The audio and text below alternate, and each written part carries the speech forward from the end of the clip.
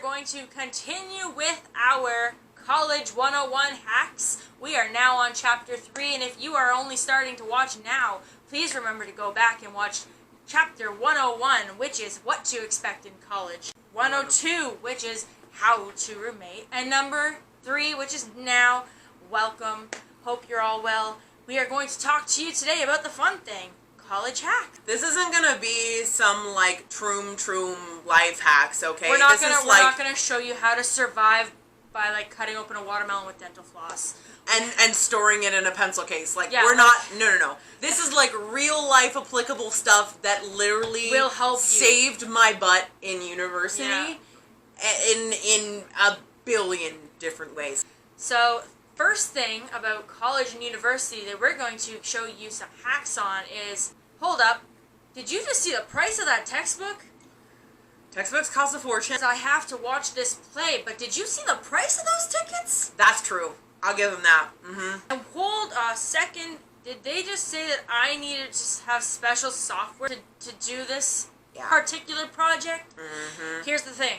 Most of these things you can find cheaper somehow. When it comes to your textbooks, check Amazon Prime. Amazon Prime offers a lot of discounts and stuff as far as students go. You can get Amazon Prime for free if you are a student. Seriously, that means you can get overnight shipping for free. Like brand new textbooks, yes, you can get used ones as well at your campus usually, but brand new textbooks are always a lot more than you're expecting. Like I remember my business textbook was like, you had to have it and it was like $160. Like it's crazy prices. You can get it so much cheaper used online. Also with textbooks, they're always putting out a new edition every year. That's just the same information, just organized in a different way. Another life-saving thing, it's not always perfect, but if you can find the same book but an older edition on Amazon or anything like that, if you can't find the new one, absolutely do that. It's not like your order will be confused. Your order will be confused, but if you make friends with people in your class, quite literally they can tell you, oh, this is what the reading's about, find it in your book. Okay, also keep in mind there is, I don't know about everywhere, but in where we are in Ontario, they've got the SPC, which is the student price card. If you see one for sale, buy it. There's a whole list of restaurants, clothing stores, and there's different, all of it, that you can get discounts on. It's usually like 15 to 30% off. Some of them is like free appetizers from this restaurant. You can get discount cards almost everywhere you go, just you have to inquire. Inquire at your student services what kind of discounts you can get.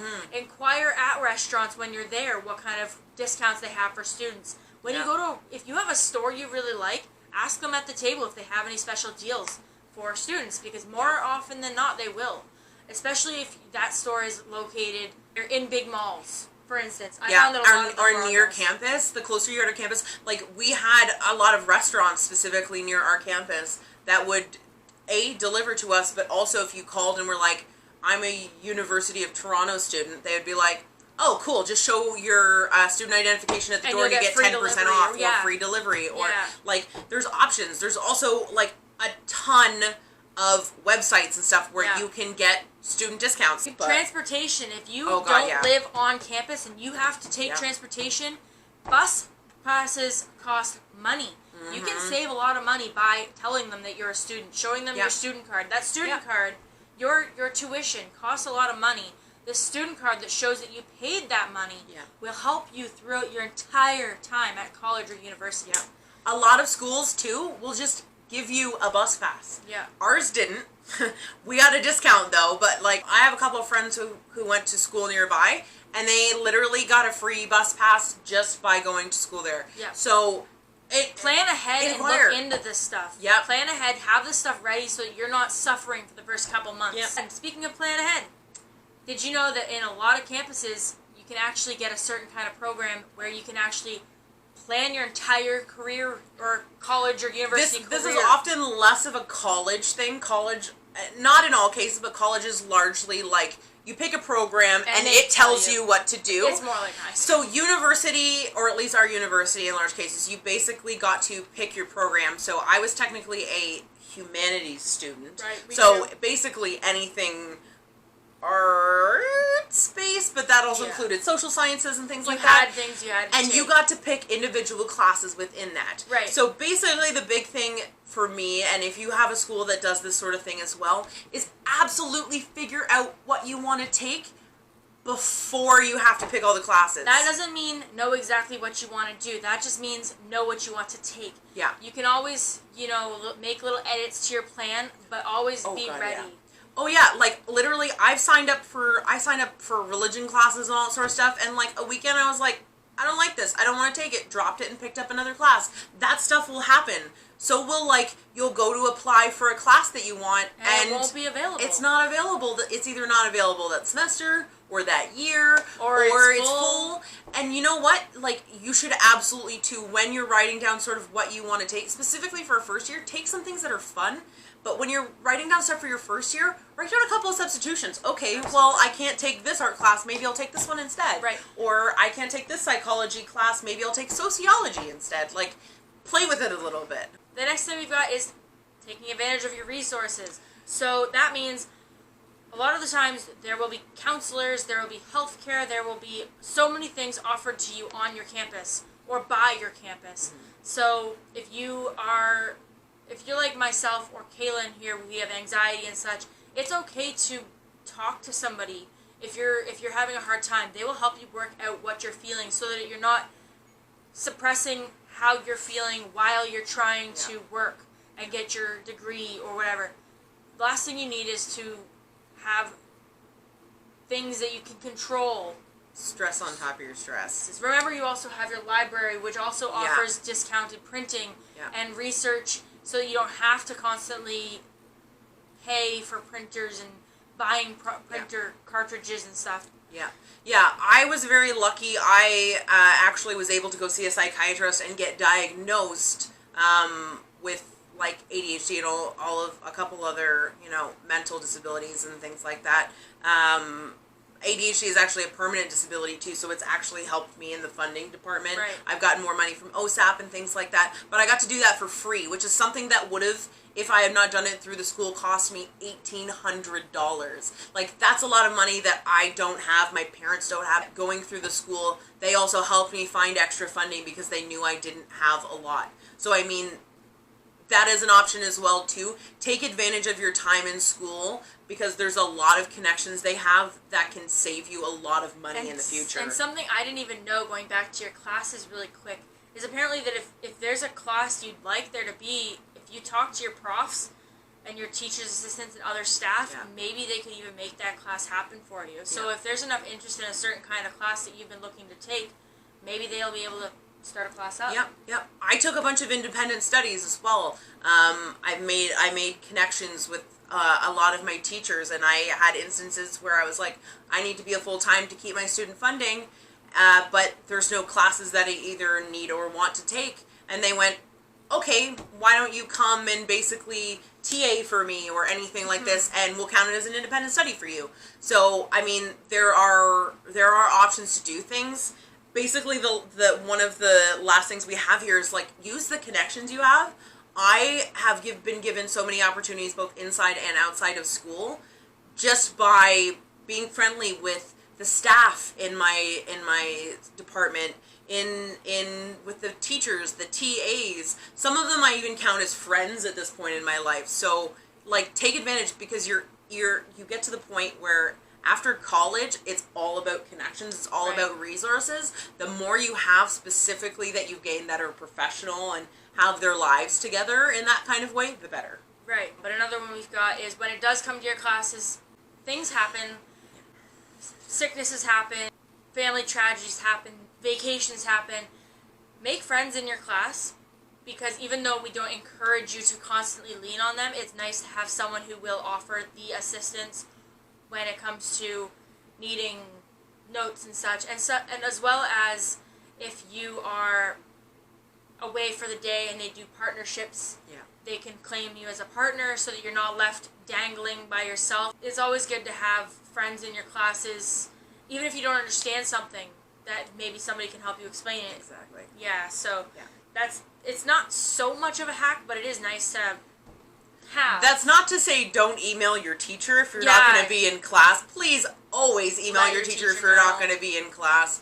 But friends are just really helpful, so that you're not, constantly pestering the teacher and with also, emails. Like, it's but hard also to always, just it might be faster just to have a face-to-face conversation with your friends than it is to maybe get in contact with the teacher through email. Yeah. So if it's something like, if you have a question about an assignment due tomorrow, which I don't recommend you be starting it right now if it's due tomorrow, but if you have a question about an assignment that's due soon, sometimes it might be easier just to ask a roommate. Yeah.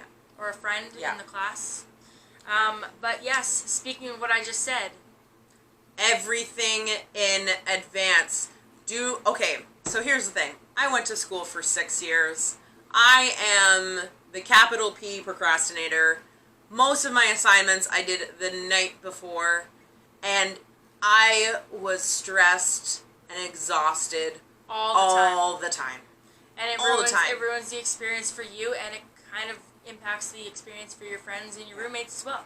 Because if you leave it all for the last minute, then you're not going to want to talk to people because you're going to be so stressed about getting it done because you need to get it done. Yeah. You don't.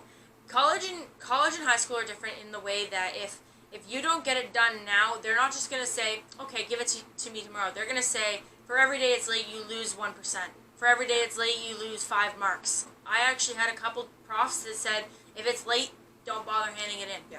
It's not their job to chase you. No, absolutely not. So do it all in advance. If you've got readings, if you're in your class today and you got readings tonight, do those readings, because if you go to a different class tomorrow and they give you 60 pages worth of readings, you're not going to want to do 40 pages of readings for this class, a whole novel for lit class, a whole chapter for business class. You don't want it to pile up. You want to get it done. Take your notes so you're not doing it all at once, because then you don't remember any of it. You're too busy just trying to get it done. That'll also leave you with weekends free and time to spend time with your friends, but also just you don't have to do it. You don't have to do everything immediately. If you get assigned an essay that's due 4 weeks from now, start doing your research. Yeah, come up with the topic and start doing your research this week. Slowly. And then next week, start getting your sources. And the week after, start writing your paper. And then, the week of, once your draft's done, edit your draft, have someone else look at it, and then you have it to hand in. And you're not trying to do all of those things. Writing a research paper the day before it's due is a really bad idea, because sleep doesn't exist at that point, and then you don't function. Same with studying. I was a very, very much so last minute studier, because I was like, if I study yesterday, I won't remember it when my exam comes tomorrow. Wrong.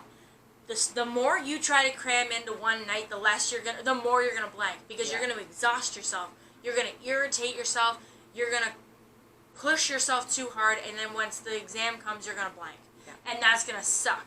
Because the best way to do good is to be good at preparing. Yeah, a little bit at a time. A little bit at a time is the rule, and the more time you give yourself to do a little bit at a time, the smaller your chunks become. Right. So instead of doing this, if you do this once a day, you'll be done in no time. If I give you a whole watermelon and you sit there and eat the whole thing in one bite, you're going to get a stomachache. Little bites go a long way. Yeah. Yeah. If I give you a whole watermelon and you eat it all in one bite, you're going to not have any food for the rest of the week. Yeah. You're a student. You need to save this stuff. Come on. Save your watermelons. Yeah.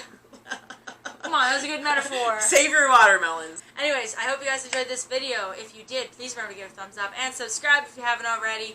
And remember that this is a series, so if you guys would like it to keep going, please remember to like it. And if you have any ideas for anything else you'd like us to touch on in this series, please let us know. So far, as we've said, we have touched on what to expect when you go to college. College 101.